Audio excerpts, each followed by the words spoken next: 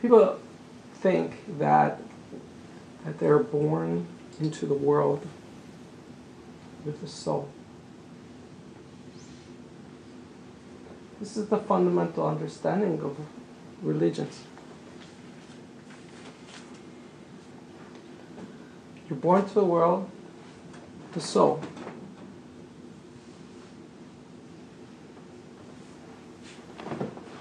But the truth is,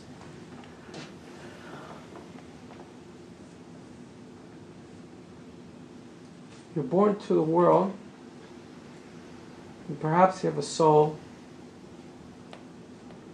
for a year, for 2 years, for 3 years. As long as the kids keep playing in the sandbox together without looking at each other. What kind of kid is he? What kind of clothes is he wearing? What color is he? I don't know, is he different than me?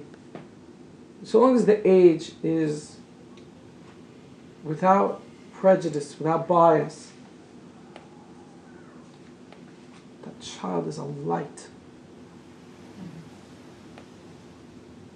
And you can feel it. The child looks at you and it's sacred.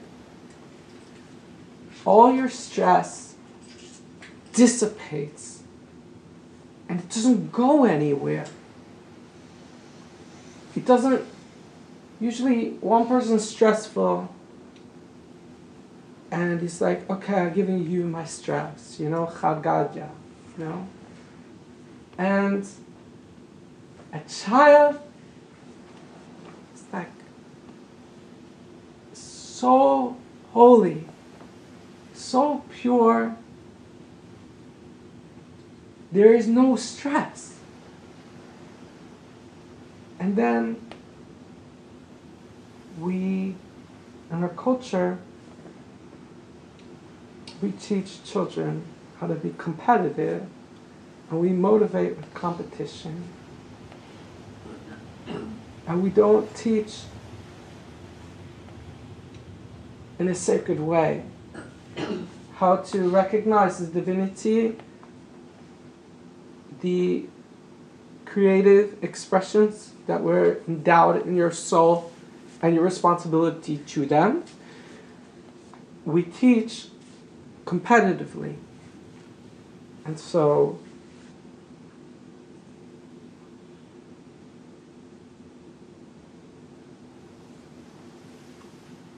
when validation, love, reward is scarce, then children compete and they can get very vicious and predatory.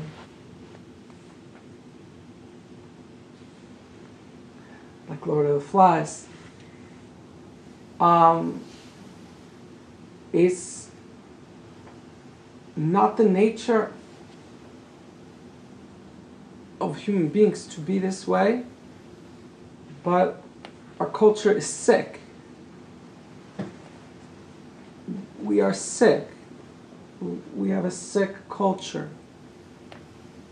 And there'll be a time in the future where we look back at today and people will mock or laugh at how primitive we are.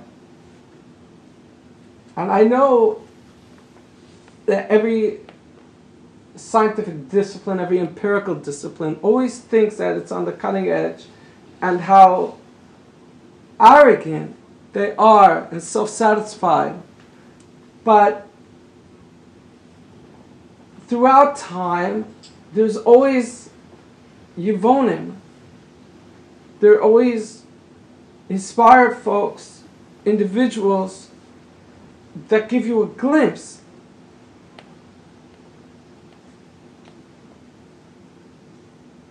of how primitive we are and how sacred children are. And how we have to protect that sanctity in our world, that the child remains alive.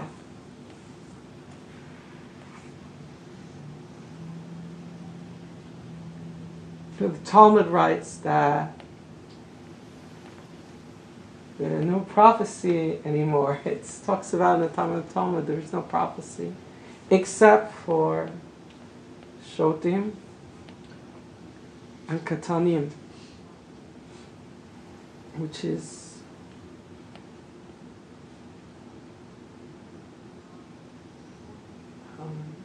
developmentally challenged people and children. They have a pure lens.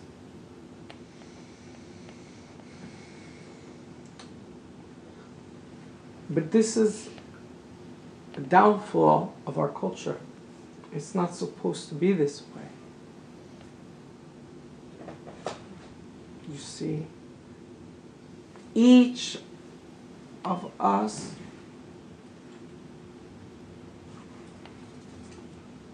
can connect to our soul on high, and our soul on high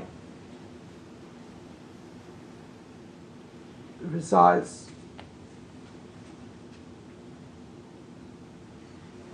in a place that's beyond the reductive mind, with your obsession of rank and hierarchy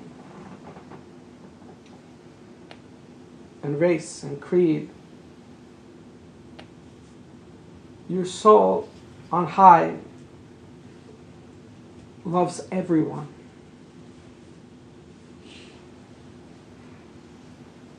Without limit.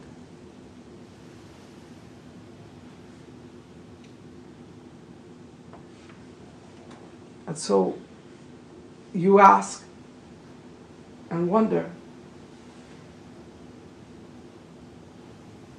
why is our world the way it is? It's because there's not enough soul in our world.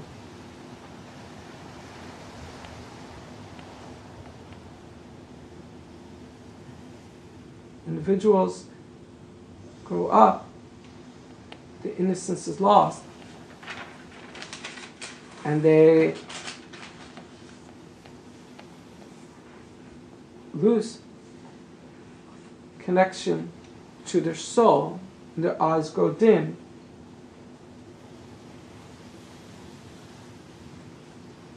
And so in the Kabbalistic school, the assumption is the student doesn't have a soul.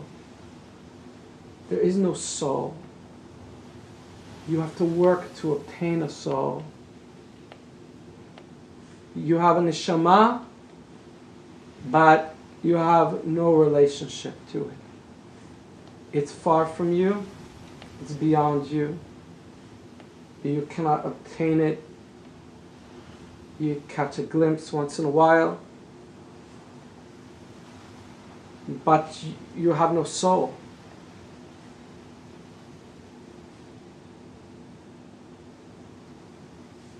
And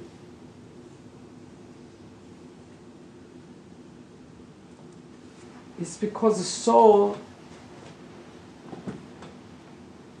loves so much, so deeply, everyone.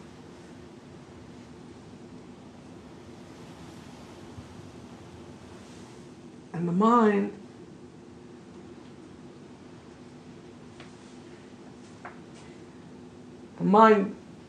and its attachments and its categories and its divergence sees, they're all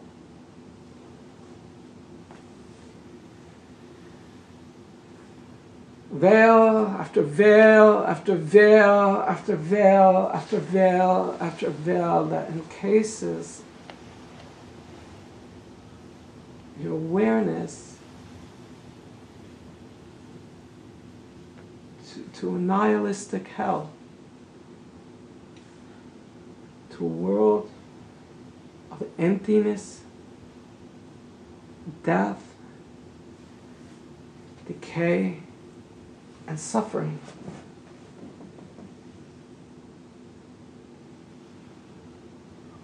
The it doesn't matter if you live in the West and you're always chasing the next future thing for your happiness. You're the donkey that chases the carrot. Or if you live in the Middle East and you live that happiness was in the past,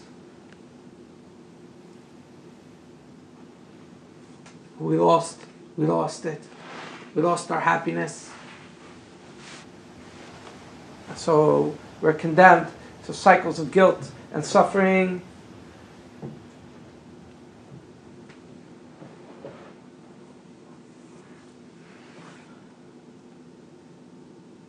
These are delusions.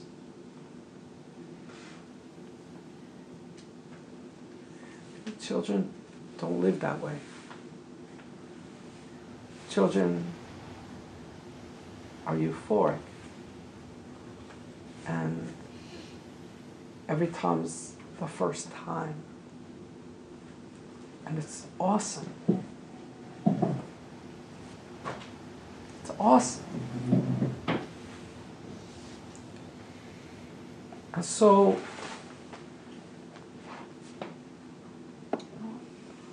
to be spiritual, you want to be spiritual, you want to develop your soul. Your soul loves everyone. It's a network that loves everyone. And people and their minds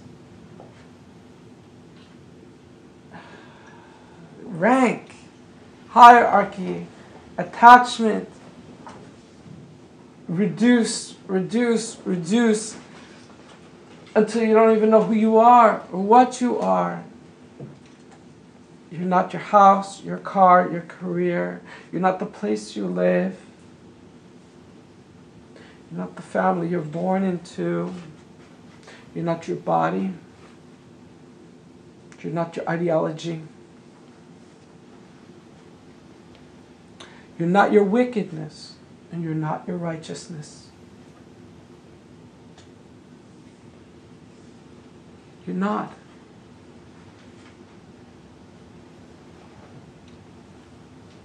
Your soul is a network, an extension of creative vitality from the Creator. And it spreads its love to everyone.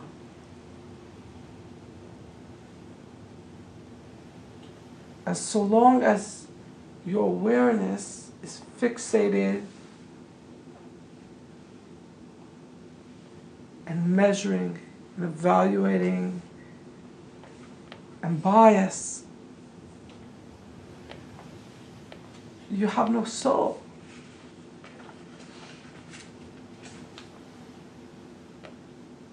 Chiefly, your soul cannot connect to you. Because every individual that is projecting outwardly these reductive prosecutions against existence and people, reduce till there is no sanctity in your vision. These are all reverberations of echoing from inside, from self-hatred.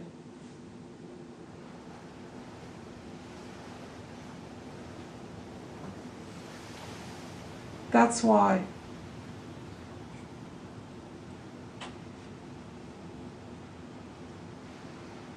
the sage, the mystic Akiva, said, Zeh klal gadol b'Torah. This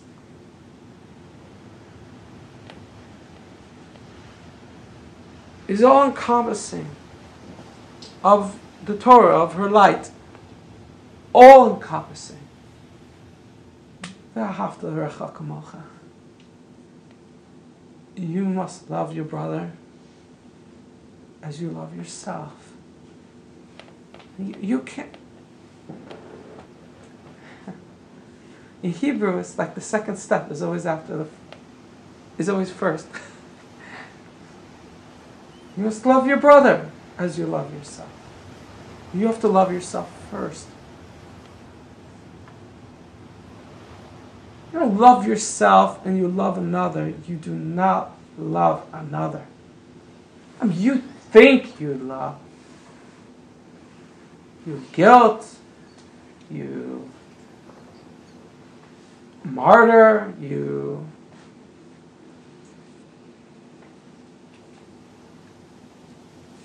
codependent. There's nothing true about it.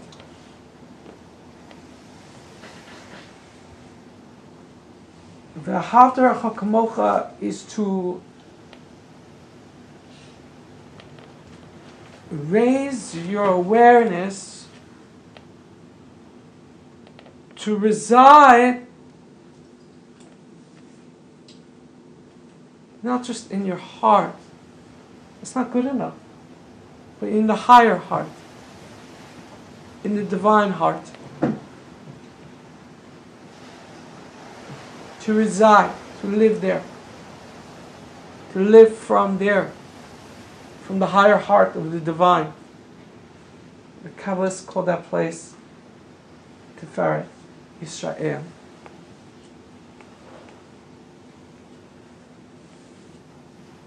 It's the sun that brings life to all things. That's where you'll find your soul. Because your soul loves everyone. And the higher heart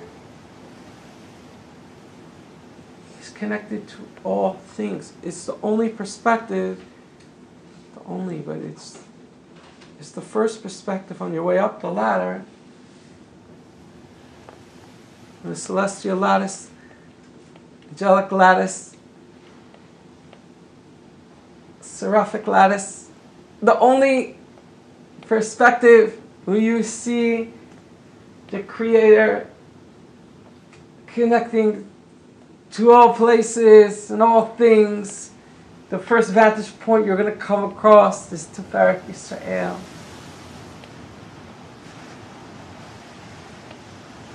That's where your love of your soul, that's where you'll see it. Because your soul loves everyone so much.